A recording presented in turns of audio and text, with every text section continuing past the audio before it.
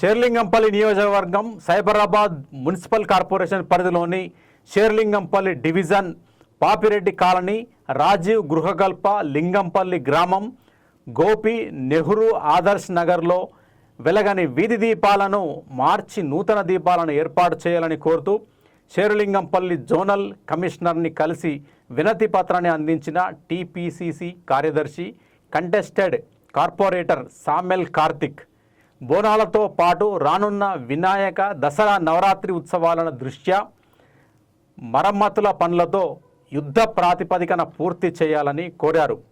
గత ప్రభుత్వ పాలనలో పూర్తిగా నిర్లక్ష్యానికి గురైన వీధి దీపాలను ప్రజాప్రభుత్వం ఏర్పడిన వెంటనే పూర్తి స్థాయిలో ఉమ్మడి గ్రేటర్ హైదరాబాద్ మున్సిపల్ కార్పొరేషన్ ఆధ్వర్యంలో బాగు చేసిన విషయాన్ని గుర్తు చేశారు.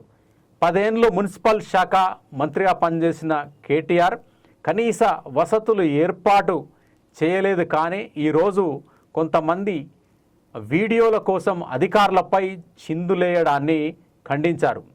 గత 10 ఏళ్ల పాపాల పాలనపై కనీస అవగాహన లేని ఎన్ఆర్ఐ తనకు తాను బీఆర్ఎస్ నాయకుడని చెప్పుకొని తిరిగే వ్యక్తి నేడు కాంగ్రెస్ ప్రభుత్వం పనిచేయడం లేదని ఆరోపించడాన్ని వారి అమాయకత్వానికి నిదర్శనమని అన్నారు. గతంలో ప్రతిపక్షాలను అధికారులు కనీసం కలిసి వారు కాదని కానీ నేడు ప్రజాప్రభుత్వంలో ప్రతిపక్ష నాయకులను గౌరవంతో కూర్చోబెట్టి ప్రజల సమస్యలు తెలుసుకొని ప్రయత్నం చేస్తున్నారని ఇది చాలా మంచి పరిణామంగా అభివర్ణిస్తూ ఇది ప్రజాపాలనకు నిదర్శనమని అన్నారు. అహంకారానికి దూరంగా ప్రజల కోసం పనిచేస్తున్న అధికారులకు ధన్యవాదాలు తెలియజేశారు. ఈ కార్యక్రమంలో సూర్య రాథోడ్, విద్యార్థి నాయకుడు ప్రేమ్ కుమార్ తదితరులు పాల్గొన్నారు. ఇవ్వండి నేటి బులెటిన్ వార్తా విశేషాలు. మరో బులెటిన్లో మరిన్ని విషయాలు తెలుసుకుందాం.